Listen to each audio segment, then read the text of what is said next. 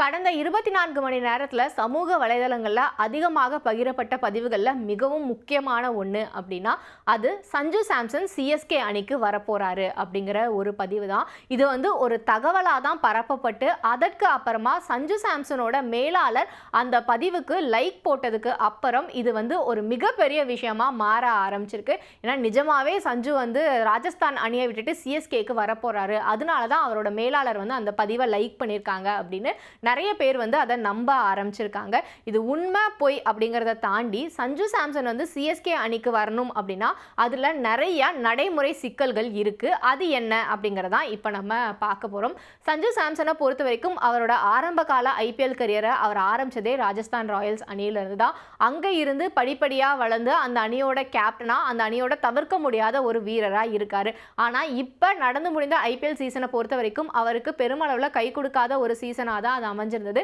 ஏன்னா அவரோட ஒரு இன்ஜுரி கன்சர்ன் காரணமா பாதி போட்டிகள்ல அவரால் விளையாட முடியாம போனது. அந்த சமயத்துல அந்த அணியை ரியான் பராக் வழி நடத்தினாரு. அவரோட அந்த கேப்டன்சி அப்படிங்கிறது அணி நிர்வாகத்துக்கு ஒரு நல்மதிப்பா அவருக்கு பெற்று தந்திருக்கு அப்படின்னு சொல்லப்படுது. அதனால சஞ்சு சாம்சனுக்கு ரிப்ளேஸ்மெண்டா ரியான் பராக்கை கொண்டு வரலாம் கேப்டன்சில அப்படிங்கிற மாதிரி ஒரு பேச்சுவார்த்தையும் அணிக்குள்ள நடந்துட்டு இருக்கிறதா சொல்லப்படுது. இந்த சூழல்ல தான் அவர் சிஎஸ்கே அணிக்கு வரப்போறாரு அப்படின்னு சொல்லப்படுது. இதுல சிஎஸ்கே அணியை பொறுத்த வரைக்கும் பார்த்தோம் அப்படின்னா இந்த நடந்து முடிந்த சீசன் அவங்களுக்கு வரலாற்றிலே ஒரு மிக மோசமான சீசனா அமைஞ்சிருந்தது. ஏன்னா டேபிள்ல 10வது இடத்துல முடிக்கக்கூடிய சூழல் அவங்களுக்கு உருவாகி இருந்தது. அதனால அடுத்ததான் நடக்க போற மினி ஏலத்துல நிறைய வீரர்களை சென்னை சூப்பர் கிங்ஸ் அணி மாத்துவாங்க அப்படின்னு எதிர்பார்க்கப்படுது. மொத்த அவங்களோட பர்ஸ் வேல்யூல ஏற்கனவே 65 கோடி ரூபாயை தக்க வைக்கப்படும் வீரர்களுக்காக மட்டுமே சென்னை சூப்பர் கிங்ஸ் அணி ஸ்பெண்ட் பண்ணிட்டாங்க. மீதி இருக்கிற தொகையை வச்சுதான் அவங்க ஏலத்துக்கு போனாங்க. அதுலேயும் அஸ்வினை 9.25 கோடி ரூபாய் கொடுத்து மீண்டும் சென்னை அணிக்காக கூப்பிட்டு வந்தாங்க. ஆனால் அவரோட பெர்ஃபார்மன்ஸும் அவங்களுக்கு கை கொடுக்காதனால நிறைய போட்டிகள் அவரை பயன்படுத்த முடியாத சூழல் அப்படிங்கிறது சென்னை சூப்பர் கிங்ஸ் அணிக்கு இருந்தது.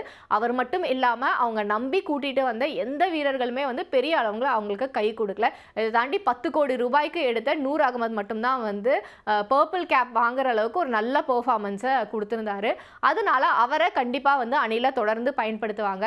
இதை தாண்டி ரிப்ளேஸ்மெண்ட் வீரர்களாக சிலரை நடுவில் கொண்டு வந்தாங்க. ருத்ராஜ் கெய்க்வாட்டுக்கு பதிலாக ஒரு ரிப்ளேஸ்மெண்ட், அதே மாதிரி இன்னும் சில வீரர்களுக்கு பதிலாக. இதில் 2 முக்கியமான ரிப்ளேஸ்மெண்ட் யாராக இருந்தாங்கன்னா ஒன்று ஆயுஷ் மாத்ரே, இன்னொன்று பேபி ஏபிடி. ஸோ இவங்க 2 பேருமே செம்மையாக பெர்ஃபார்ம் பண்ணியிருந்தாங்க. அதனால கண்டிப்பாக இவங்களை சென்னை அணி அடுத்த வரக்கூடிய ஏலத்தில் எடுக்கணும் அப்படிங்கிற முனைப்பில் தான் இருப்பாங்க. ஸோ அதுக்காக ஒரு பெரிய தொகையை அவங்க ஸ்பெண்ட் பண்ண வேண்டியதாக இருக்கும். ஏன்னா ஐபிஎல்லோட விதிகளின் படி பார்த்தோம் அப்படின்னா இந்த மிட் சீசனில் எடுக்கப்பட்ட வீரர்கள் எல்லாருமே அந்த ஒரு சீசனுக்கு மட்டும்தான் பயன்படுத்த முடியும், அதுக்கப்புறமா பயன்படுத்த முடியாது. அதனால அந்த வீரர்கள் எல்லாரும் அடுத்ததாக ஏலம் நடக்கும்போது அந்த ஏலத்தில் தங்களோட பெயரை பதிவு பண்ணுவாங்க, அங்கிருந்து தான் எடுக்க முடியும். ஸோ இவங்களுக்கே ஒரு பெரும் தொகையை சிஎஸ்கே அணி ஸ்பெண்ட் பண்ண வேண்டிய சூழல் அப்படிங்கிறது உருவாகும். அடுத்ததாக பார்த்தோம் அப்படின்னா சஞ்சு சாம்சனையும் ஒருவேளை ராஜஸ்தான் ராயல்ஸ் அணி விடுவிச்சு அவர் ஏலத்துக்கு வராரு அப்படின்னா அவரும் கண்டிப்பாக ஒரு பெரிய தொகைக்கு போவார் அப்படின்னு நம்பப்படுது. இதற்கு மிக முக்கியமான காரணம் என்ன அப்படின்னு பார்த்தோம்னா அவர் ஒரு விக்கெட் கீப்பர் பேட்ஸ்மேன் அப்படிங்கிறது. ஏன்னா அது ஒரு டியூயல் ரோல் அப்படிங்கும்போது அந்த இடம் ஒரு ரொம்பவே முக்கியமான ஒன்றா இருக்குது. அதனால் அவருக்கு ஒரு பெரும் தொகை அப்படின்னு கிடைக்கும் நம்பப்படுது. ஸோ இப்படிப்பட்ட சூழலில் அவர் ஏலத்துக்கு வந்தால் சென்னை சூப்பர் கிங்ஸ் அணிக்கு அவருக்காக ஒரு தொகையை செலவு பண்ணுறது அப்படிங்கிறது கொஞ்சம் கஷ்டமாக தான் இருக்கும். அதனால ஒரு வேளை இந்த டிரான்ஸ்ஃபர் அப்படிங்கிற ஆப்ஷனை சென்னை சூப்பர் கிங்ஸ் அணி யூஸ் பண்ணுறதுக்கான வாய்ப்புகள் இருக்கிறதா சொல்லப்படுது. அதாவது இந்த அணியிலேருந்து வேறு யாரையாவது வெளியே அனுப்பிட்டு சென்னை சூப்பர் கிங்ஸ்லேருந்து அதே மாதிரி அவங்க கிட்ட இருந்து இவரை டிரான்ஸ்ஃபர் மூலமாக வாங்கினாங்க அப்படின்னா 2 அணிகளும் பேசி சமரசம் ஏற்பட்டு ஏதாவது ஒரு தொகையை ஃபிக்ஸ் பண்ணி அந்த தொகைக்கு சஞ்சு சாம்சனை சென்னை சூப்பர் கிங்ஸ் அணியினால் வாங்க முடியும். ஆனால் இதெல்லாம் நடக்குமா, இதற்கு பின்னாடி இன்னும் என்னென்ன விஷயங்கள் எல்லாம் நடக்க போகுது அப்படிங்கிறதெல்லாம் தெரிஞ்சுக்கிறதுக்கு நம்ம இன்னும் நிறைய நாட்கள் காத்திருக்க வேண்டியது இருக்கு.